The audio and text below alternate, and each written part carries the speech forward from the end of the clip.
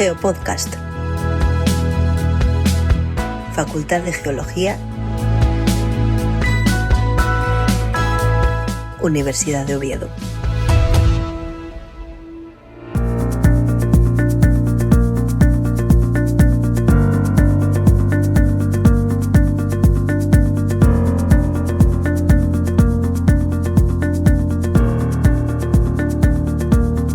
Bienvenidos, bienvenidas a una nueva entrega de los Geopodcasts de la Facultad de Geología. Muchísimas gracias por acompañarnos un programa más en esta aventura sonora que son estas conversaciones sobre geología que sobre diversos temas mantenemos en la Universidad de Oviedo.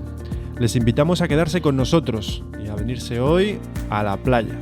Lo haremos con Germán Flor, profesor del Departamento de Geología de la Universidad de Oviedo. Pero antes de saludarlo y comenzar, permítanme que les envíe el saludo de Luis Alberto Pando y de Carlos López. Geopodcast, Facultad de Geología, Universidad de Oviedo. Muy buenas, Germán Flor, profesor del Departamento de Geología. ¿Qué tal? Bienvenido a los Geopodcasts de la Facultad de Geología. Muy buenas y gracias por invitarme. Bueno, pues nada, empezamos sin más. Tenemos una batería de preguntas preparadas. Todos tenemos en mente cómo son y nos encanta ir, pero Germán, ¿cómo se forma una playa? ¿Qué hace falta? ¿Son siempre de arena, que es lo que tendemos a pensar, o nos podemos encontrar otras cosas? Bueno, las playas lo primero que tiene que haber es una ensenada para que se deposite sedimento. Entonces, normalmente es por uno o varios factores, o todo varios conjugados. Lo primero es que suele haber son fracturas, que lo que hace es ir abriendo esa ensenada a lo largo de cientos de miles de años, incluso millones. También puede haber presencia de plegamientos y también otra causa más común es la intercalaciones de materiales más competentes y menos competentes, es decir, más fácilmente erosionales junto con otros más difícil de erosionar. Y luego también el contacto propio de capas, lo que nosotros llamamos estratos, pues eso también son puntos de debilidad, como todos los que he comentado anteriormente. Y luego lo más fundamental de todo es que haya sedimento. Germán, ¿todas las playas son de arena o nos podemos encontrar otro tipo de playas? No sé, Cantos, por ejemplo. Bueno, normalmente estamos acostumbrados, o sobre todo los turistas, la gente que usa las playas es para ir a las de arena, ¿no? Porque son las de más fácil acomodación. Pues no, en realidad tenemos distintos tipos de arena, de playas. Las arenosas dependen principalmente de que haya un aporte sedimentario cercano. Es decir, que haya un río que aporte material principalmente. Y después tenemos otro tipo de orígenes, como pueden ser los acantilados, donde viven ciertos organismos que al morir pues forman esas conchas forman parte al final del sedimento, o incluso organismos que viven debajo de la arena, en la zona sumergida, y entonces terminan llegando a formar las playas. Luego están las artificiales, en el sentido que se han formado pues, por aportes de escorias, o ya en la época industrial, sobre todo en el pasado, que bueno, han llegado a formar incluso playas de un material, pues bueno, que digamos que es totalmente artificial. Y luego tenemos las de cantos o mixtas, de cantos y arenas, que esas lo que tienen que, normalmente lo que pasa es que no hay un aporte sedimentario de arena tan evidente y proviene principalmente de la caída de material del acantilado. Y luego se va redondeando, formando cantos debido al oleaje. Germán, todos nos hemos fijado que hay playas de distinto color. Hay playas, por ejemplo, en el occidente con unas arenas más oscuras, tenemos playas en el oriente con unas arenas mucho más claras.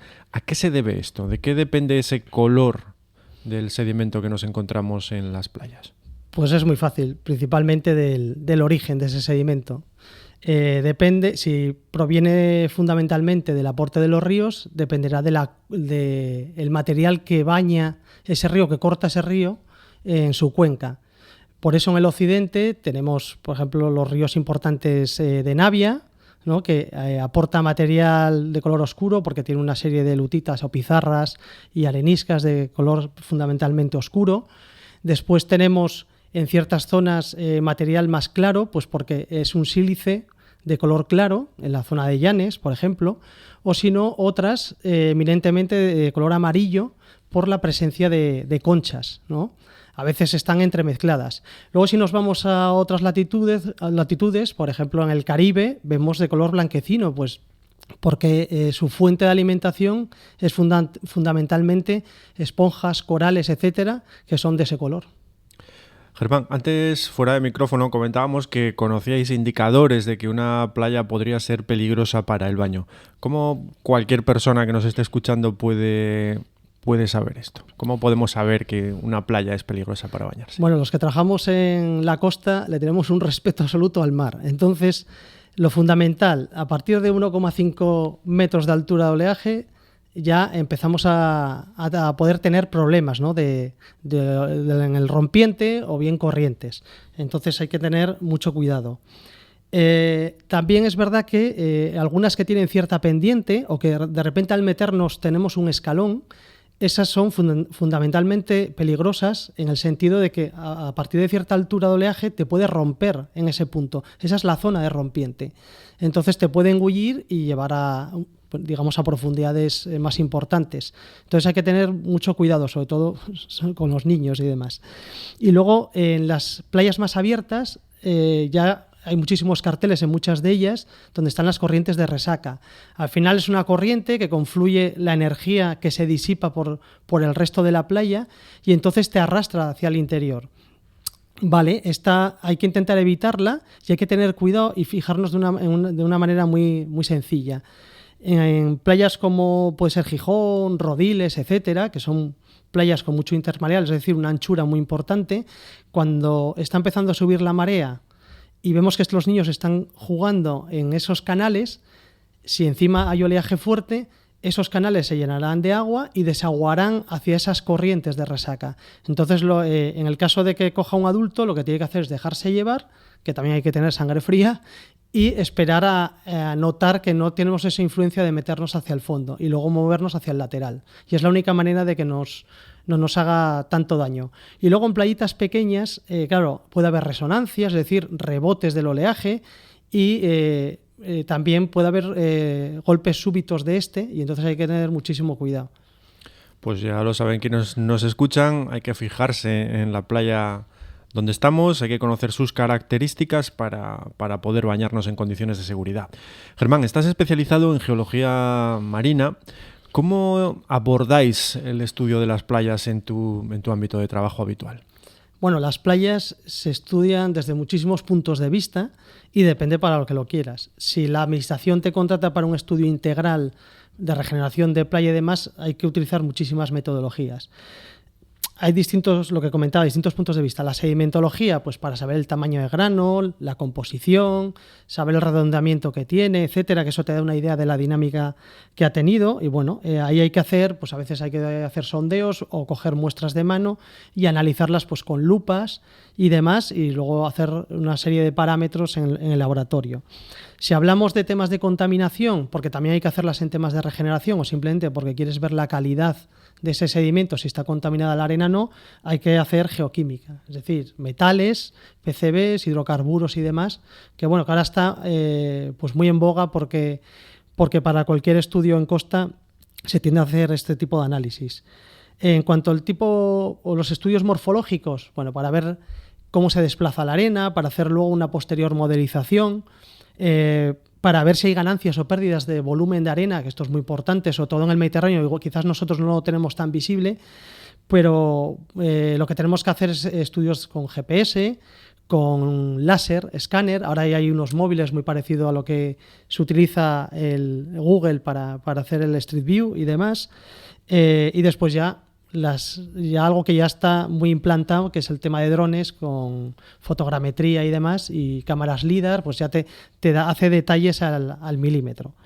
Y luego ya medidas de corriente y oleaje, que esto ya es cuando hay que hacer estudios integrales, que lo que tienes que hacer pues con acelerómetros o con otro tipo de equipos o Doppler que miden corrientes, pues saber cómo se desplaza la arena, hay que hacer estudios durante meses o durante días.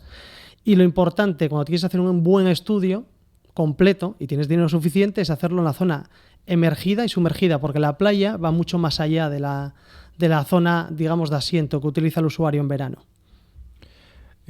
Nos vamos a los usuarios. todos, a todos los que te estamos escuchando nos preocupan los cambios que observamos en la playa, que pueden ser de origen natural o de origen antrópico, ¿no? Las playas son un sistema natural que tenemos que entender que está sujeto a cambios.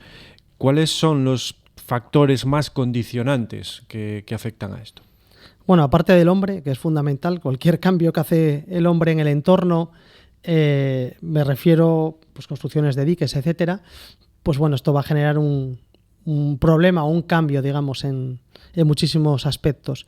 Pero ya si nos vamos al ámbito natural, lo que sí estamos observando en estudios que llevamos más de 10 años es que la subida del nivel del mar, que es paulatina, que se habla entre 2, 3,4 milímetros al año, no está siendo tan importante, sino que el problema viene dado en la recurrencia de temporales, es decir, temporales muy fuertes que afectan en todo el litoral y entonces generan pues daños o retirada de sedimento y demás.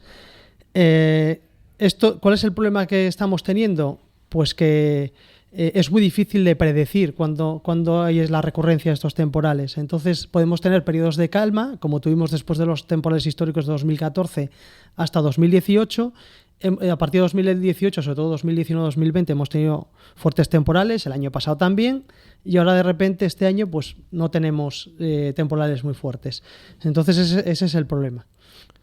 ¿Qué modificaciones hace el hombre en las playas? ¿Cómo provocamos nosotros, cómo provoca el ser humano cambios inmediatos en las playas?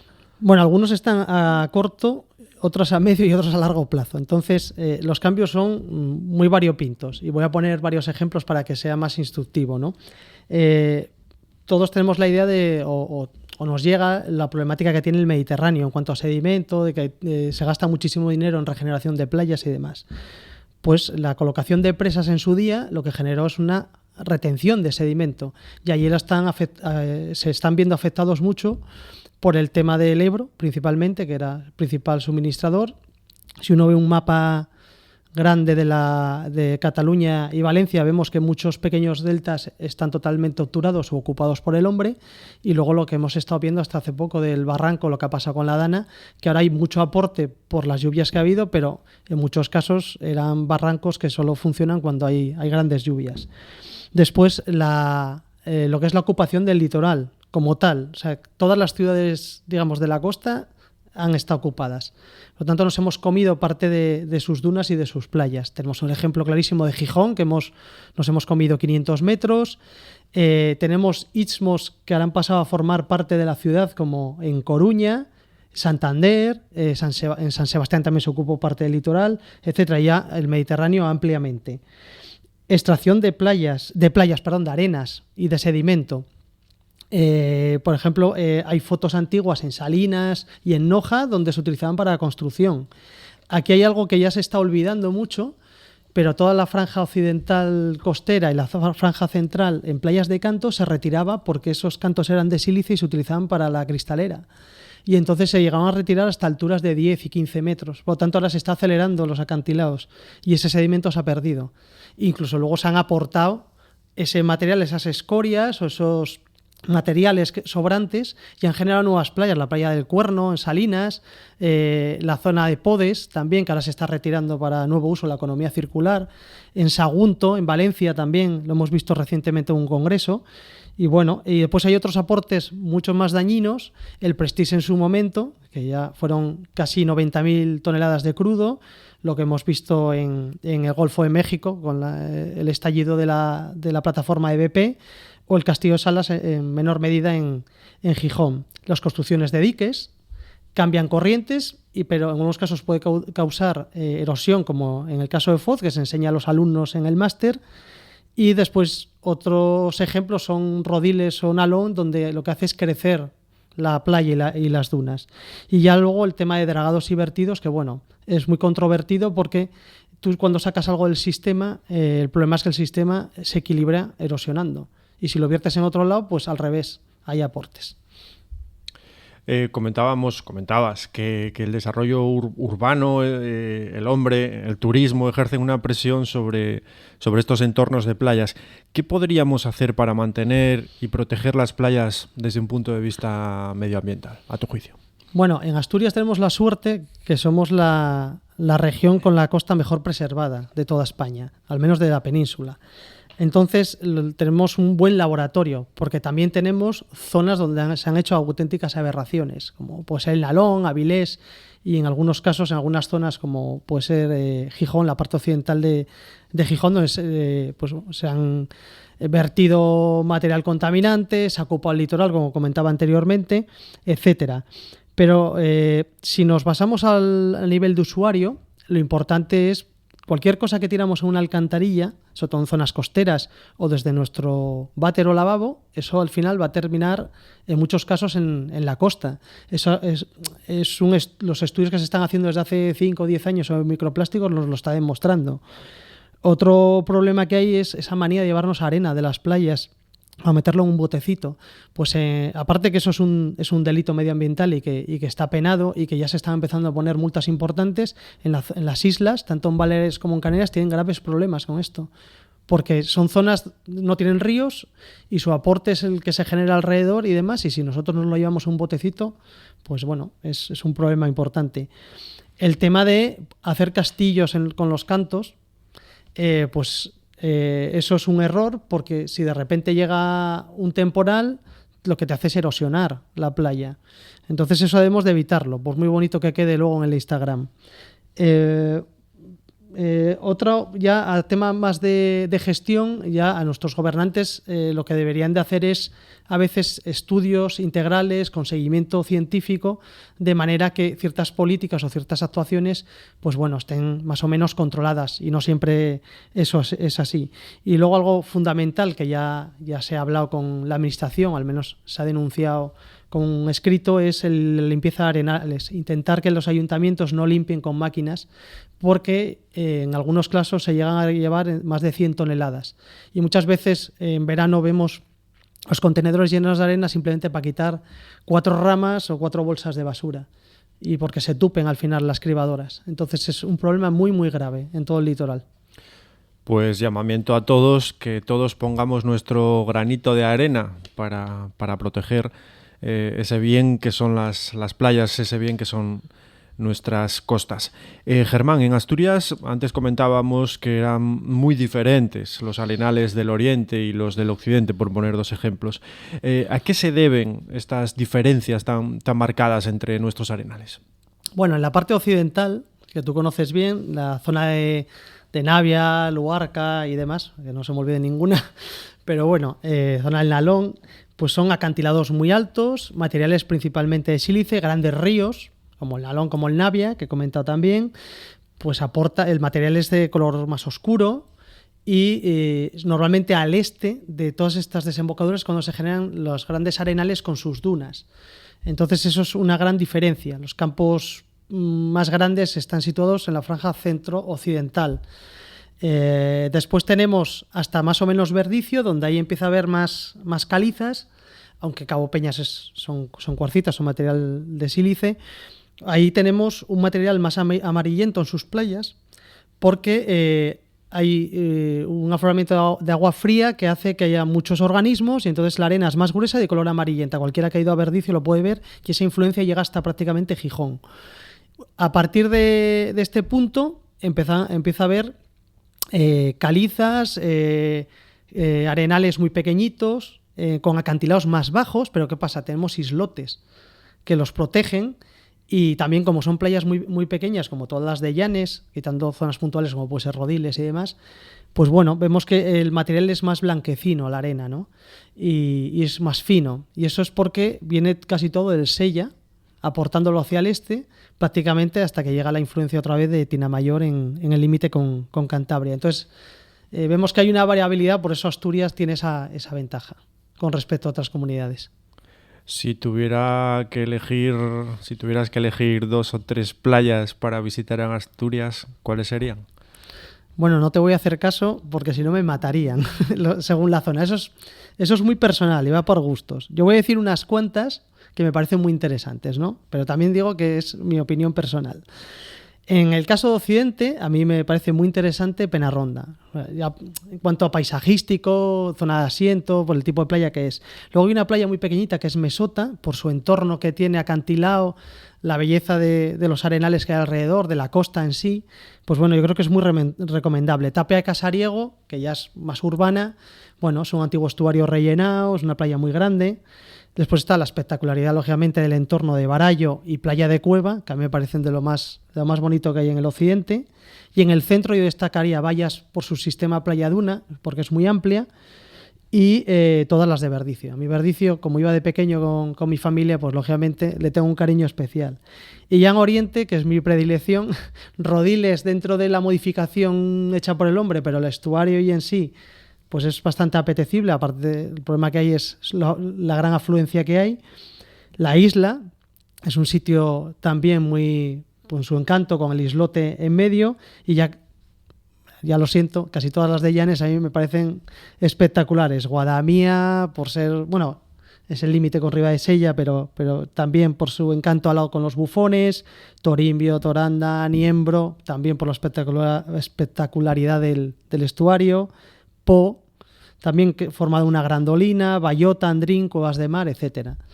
Y luego ya, lógicamente, tenemos a Gulpillur y Cobijero como singulares. De oriente a occidente, de occidente a oriente, Asturias cuenta con un sinfín de arenales espectaculares para visitar en todas las épocas del año, no solo en verano, sin duda. Incidimos. ¿Qué otras zonas costeras de nuestro país, de España, nos aconsejaría visitar? Bueno, como a mí me gusta el tema más natural, destacaría en el Mediterráneo sobre todo Baleares, Cabo de Gata porque es un geoparque y tiene por la zona de Monsul, Playa de los Muertos, Cala en Medio, y es un sitio bastante, o sea, al que le gusta disfrutar del snorkel, digamos, de playas muy naturales y encima protegidas por geoparque, pues yo lo destaco.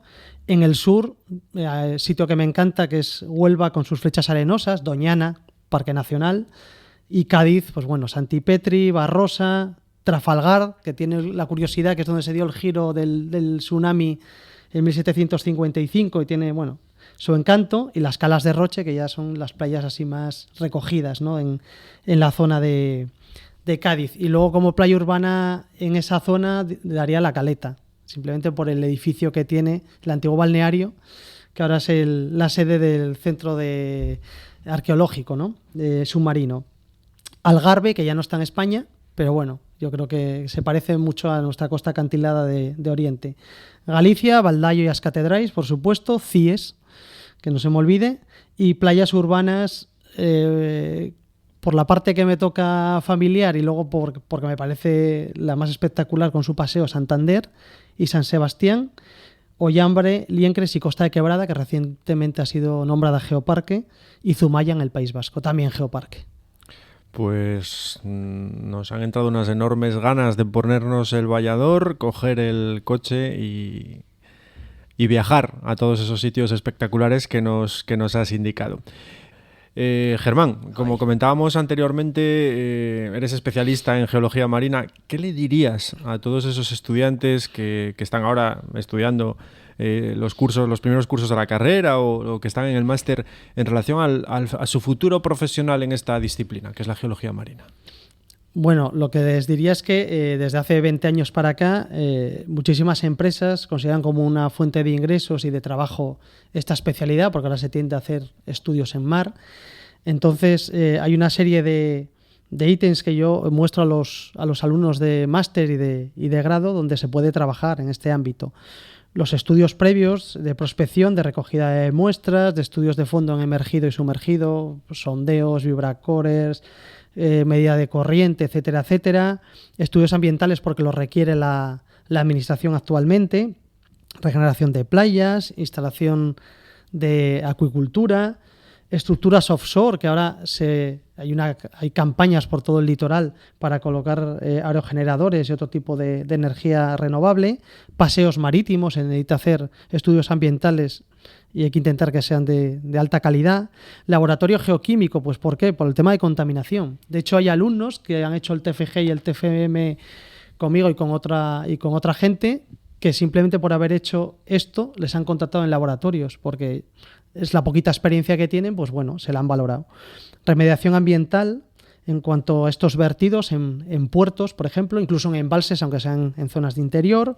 Cartografía de riesgos y daños en el litoral. Bueno, quizás no lo vemos mucho aquí, pero en el Algarve está todo cosido de carteles y de zonas de estudio, zonas de escape, etcétera. Pues bueno, incluso en Huelva se ha implantado el tema de estudios de zona de escapatoria para tsunamis, porque es una zona que se afectó en su día. Instalación de energías renovables offshore, porque ahí hay geotecnia también. Entonces, al final, necesitas toda una batería de datos de fondo para poder instalar estas estructuras. Mejoras portuarias, pues ¿por qué? Pues prospección de dársenas, construcción de diques, pantalanes, revisión de daños después de temporales, que ahora es una recurrencia, ¿no?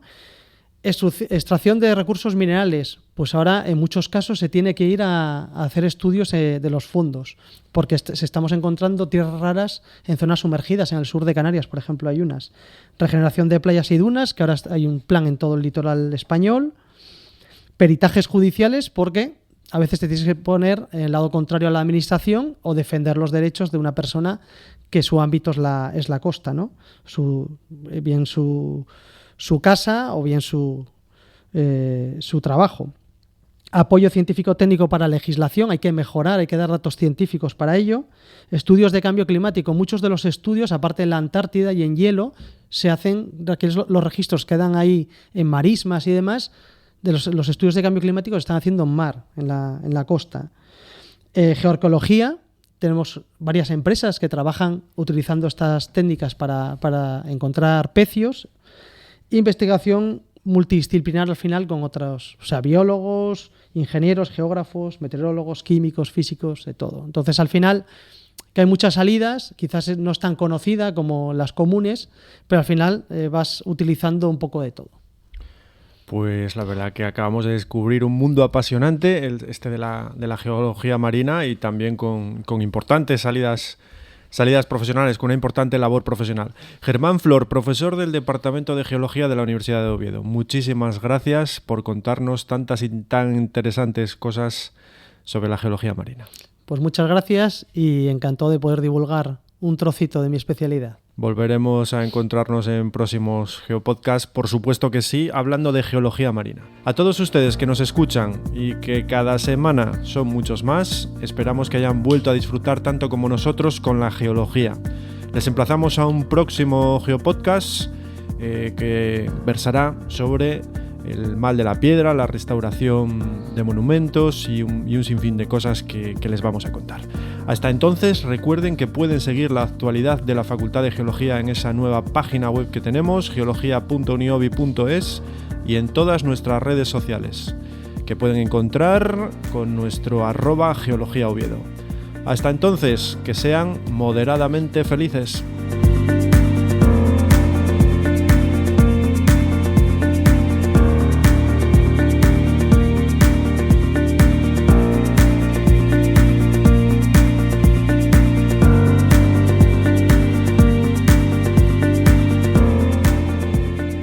Geopodcast, Facultad de Geología, Universidad de Oviedo.